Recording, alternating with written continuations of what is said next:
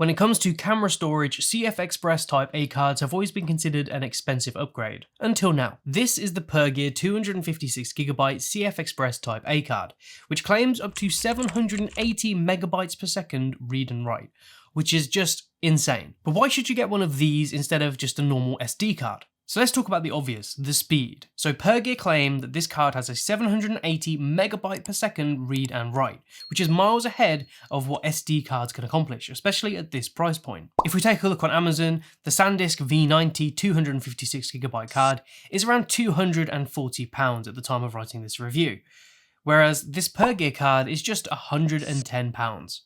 That is a big difference.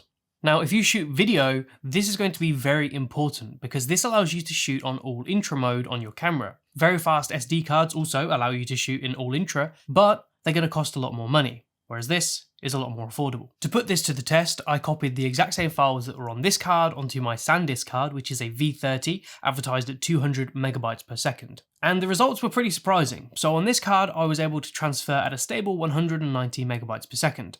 And on the SanDisk, I was getting around 90 megabytes per second, even though that's advertised at 200 megabytes per second transfer speed. Now you might be wondering, Jack, this is advertised at 780, so why are we only getting 200? Well, it's important to point out that transfer speeds will depend on your PC, on the USB hub. If you're using other USB devices, this will reduce the bandwidth, meaning that the speeds won't be as fast.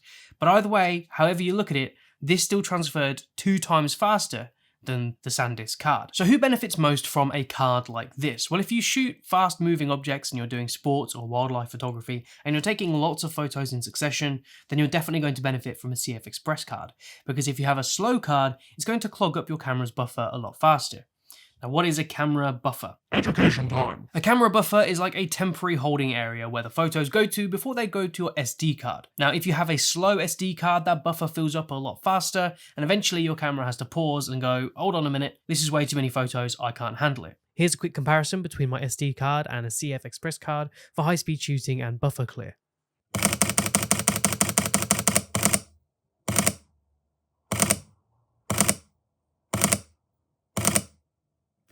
So what you're seeing here is the buffer being reduced and the photos being put onto the SD card. And as you can see, this takes a long time when using this particular card.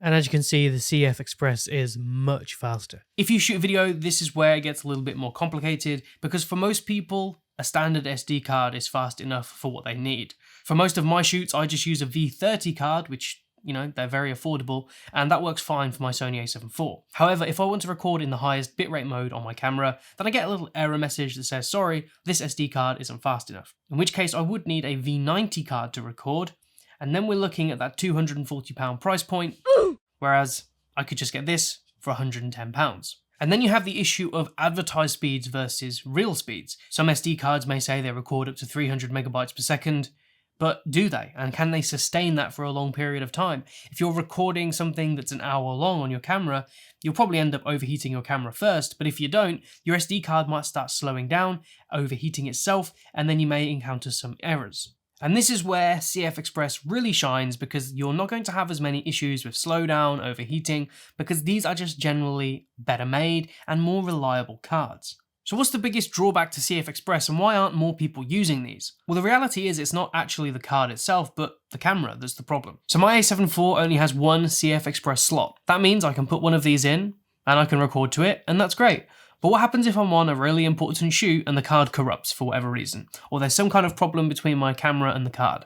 Well, I've lost the footage, and there's a good chance I've lost all of the footage that was on here previously. That's why so many people use cameras with dual SD card slots. It enables them to record to 2 cards at the same time, which means if one corrupts or one has an issue, at least everything is on the other card. But that doesn't mean that you can't use 2 cards when using CFexpress. It just means you can't use 2 CFexpress cards. You'd have to use one CFexpress card and one SD card, and then unfortunately you'll be capped at the slowest card. So if you put one of these in at 780 megabytes per second, but then you put in an SD card that's only 150 megabytes per second, you will be capped at the 150 megabytes per second speed. That is a bit of a shame, and I do wish more cameras had dual CFexpress Type A card slots. That would be amazing. If you are interested in getting this card, there is a link in the description as well as a discount code to get 5% off, so you can get this even cheaper. Did you enjoy this video? Let me know in the comments below. If you did, be sure to leave a like, it really helps out my channel, and if you want to see more from me, subscribe and hit that bell icon, and then you'll be notified when I upload another one. If you do fancy sticking around and seeing more of my videos, there's a couple on screen now, and hopefully I'll see you in the next one.